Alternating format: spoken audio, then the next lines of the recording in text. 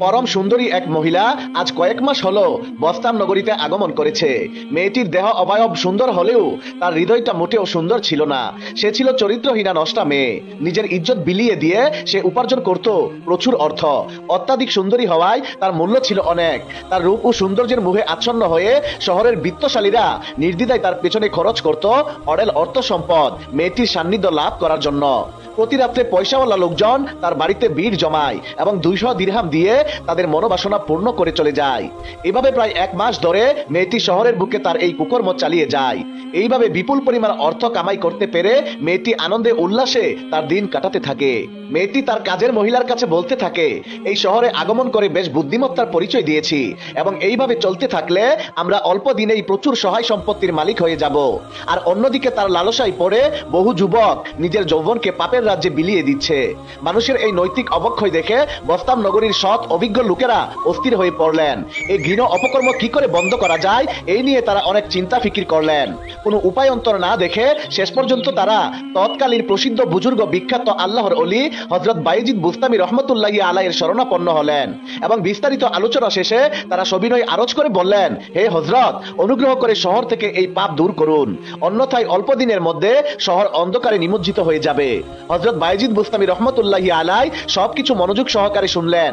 তারপর বললেন, তোমরা এখন যাও, দেখি এই প্রতিকারের কি ব্যবস্থা করা যায়। ফলে তারা সকলেই সেখান থেকে চলে গেল।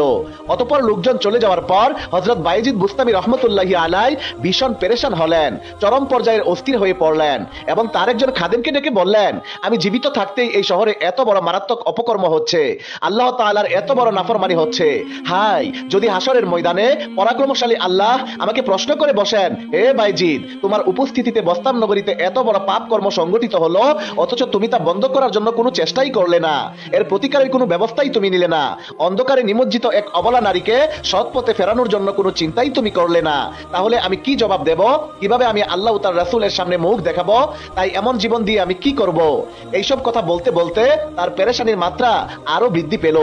নগরবাসীর উপর আসন্ন বিপদ আশঙ্কায় তিনি সীমাহীন বেকুল হয়ে পড়লেন। শেষ পর্যন্ত অনেক চিন্তা গবেষণা করে এই জঘন্য কর্মকাণ্ড বন্ধ করার একটি সুন্দর উপায় তিনি বের করতে সক্ষম হলেন। উপায় খুঁজে পেয়ে হযরত বাইজিদ বুস্তামি রহমতুল্লাহি আলাই কাল বিলম্ব করলেন না। অতঃপর তিনি মাগরিবের নামাজ আদায়ের পর 200 দিরহাম হাতে নিয়ে সুজা ওই পতিতা ভ্রষ্টা মহিলার বাড়িতে পৌঁছালেন। তারপর তার বাড়ির প্রধান ফটকের নিকট বসে রইলেন। এদিকে ধীরে ধীরে রাত বাড়তে থাকলো। তাই প্রতিদিনের মতো চতুর্দিক থেকে নামি দামি লোকেরা আনাগোনা শুরু হলো, কিন্তু কেউ ভেতরে প্রবেশ করার সাহস পেল না। সকলে ভীত সন্তুষ্ট হয়ে ফিরে যেতে লাগলো। তারা সবাই দূরে গিয়ে একে অন্যের কাছে বলতে লাগলো, হযরত বাইজিদ বুস্তামি রহমতুল্লাহি আলাইহির মতো এত বড় বুজুর্গ ব্যক্তি এই বাড়িতে কেন, কি উদ্দেশ্যে তিনি এখানে আগমন করেছেন? তাহলে কি তিনিও এই সুন্দরী মহিলার কাছে এসেছেন? অপর দলটি বলল, না, এ হতে পারে না, একজন আল্লাহর খাঁটি বান্দার ব্যাপারে এই ধরনের অবৈধ কল্পনা করাও অন্যায়। এরূপ 7-5 ভেবে তারা সকলেই ওই রাতের মতো যার যার বাড়িতে চলে গেল।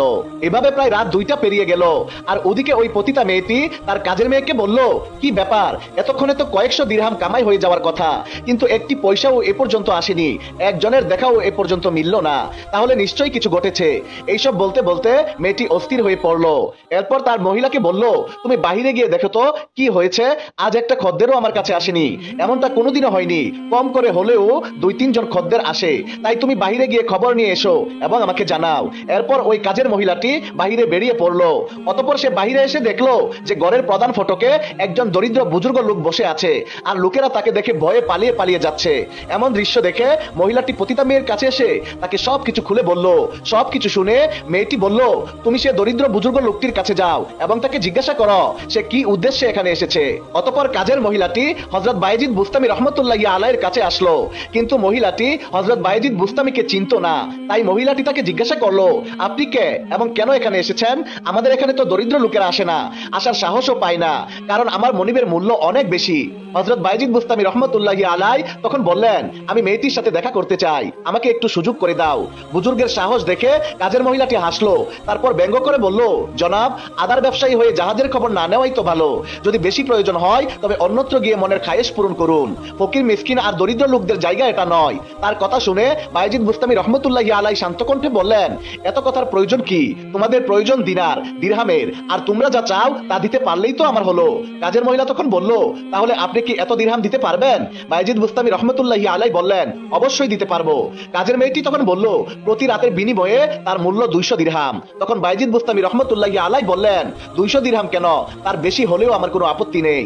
মহিলা তখন বলল, তাহলে ঠিক আছে, এক্ষুনি তাহলে সবকিছুর ব্যবস্থা করে দিচ্ছি। এই কথা বলে সে ঘরের ভিতর চলে গেল। এরপর তার মনিবের কাছে সবকিছু বর্ণনা করলো। সব কথা শুনে পতিতা মেয়েটি বলল, আমার দিরহাম প্রয়োজন, সে যেই হোক, আমার পকেটে নির্ধারিত পরিমাণ দিরহাম এলেই হলো। সে যখন তা দিতে সক্ষম আছে, দেরি না করে এক্ষুনি তাকে ভেতরে নিয়ে এসো। অতঃপর কাজের মহিলা বাহিরে এসে সে বুজুর্গকে ঘরের ভেতরে নিয়ে গেল। হযরত বায়েজিদ বুস্তামি রহমতুল্লাহি আলাই আস্তে ধীরে ঘরে প্রবেশ করলেন। মেয়েটির সীমাহীন সৌন্দর্যের কথা আগেই তিনি শুনেছিলেন, তাই ঘরে প্রবেশ করে নিজের দৃষ্টিকে কঠোরভাবে সংযত করলেন। তারপর 200 দিরহাম পরিশোধ করে মেয়েটিকে সম্বোধন করে বললেন, এখন তো তুমি আমার, তাই না? মেয়েটি তখন বলল, জি হ্যাঁ। তখন হযরত বায়েজিদ বুস্তামি রহমতুল্লাহি আলাই বললেন, তাহলে আমি এখন